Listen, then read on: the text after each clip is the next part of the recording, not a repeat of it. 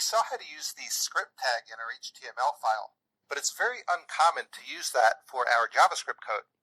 It's much more common to use a JavaScript file, and there are two reasons for this.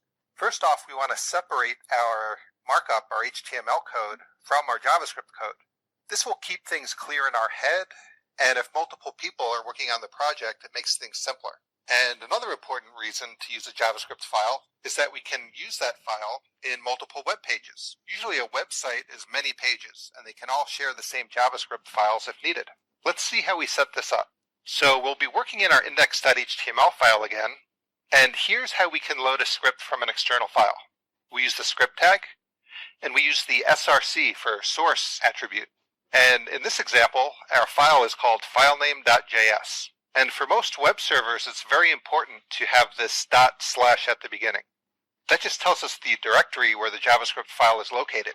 Here, the dot represents the directory that the index.html file is located in. So we have a relative path and a file name. And notice that we need the end tag as well, /script right here. If you're familiar with XML, you might be used to using a shortcut such as this, where we end the script tag with a /. But this is wrong. Even though it's valid XML, it is not valid HTML. And even though this syntax will work in most modern browsers, it won't work in some older browsers. So to be safe, just make sure to use a full script tag, as we see here again, end it with /script. Let's go to Visual Studio Code and create a JavaScript file and read it into index.html. I'm in index.html, and here's the script section from our last clip. I'll modify this by eliminating our JavaScript code, and we'll add a source attribute, and I'll call it home.js. And we'll be sure to create home.js in the same folder as index.html. I'll select New File, home.js, and let's just put some code in here to make sure it's working. I'll alert Hello World. Now I want to make sure to save both these files, so I'll save JavaScript and I'll save index.html. And I'll make sure to refresh here, and we get our message Hello World. So now we can isolate all our JavaScript code to home.js. We simply need to modify this file to make changes to JavaScript, and we can leave index.html alone. I'll add another alert. I'll just say second message, and I'll save this, and we get the message Hello World and second message. Now I just want to take a look back at the index.html page because there's something there worth seeing.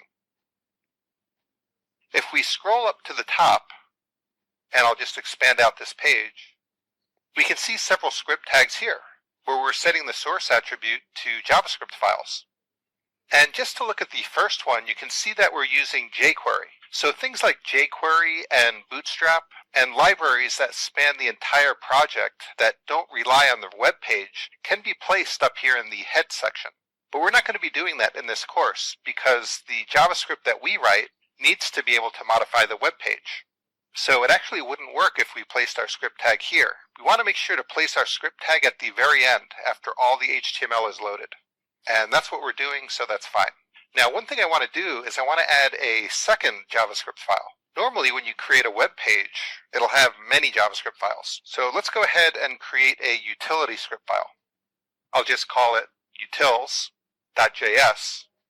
I'll save this and I'll go ahead and create that file. Utils.js.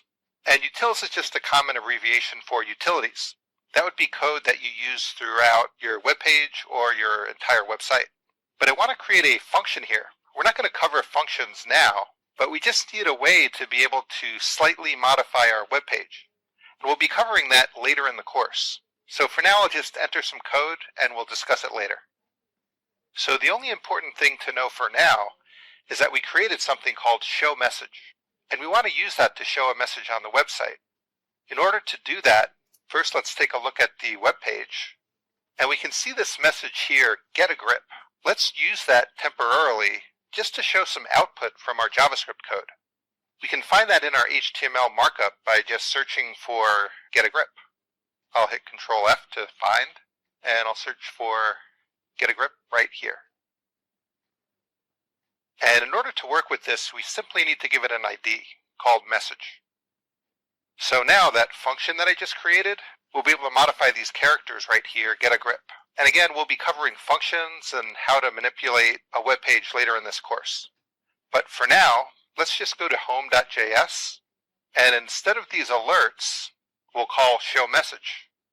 And we'll just type the characters changes to show how we can change a web page. So I'll save this, and we have to save utils. You can tell by the circle right here it needs to be saved. I can go to File, Save All, and I'll refresh the page. And we can see that it says changes. And just to show that it is working, I'll change it to something else. I'll change it to title and save it.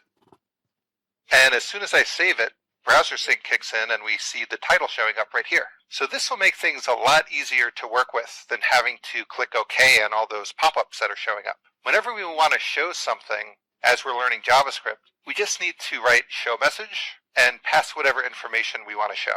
So we're all set up to learn JavaScript. But before we start diving too far into the language, there are a few basic things we need to know about spacing and formatting and case sensitivity, and we'll cover those next.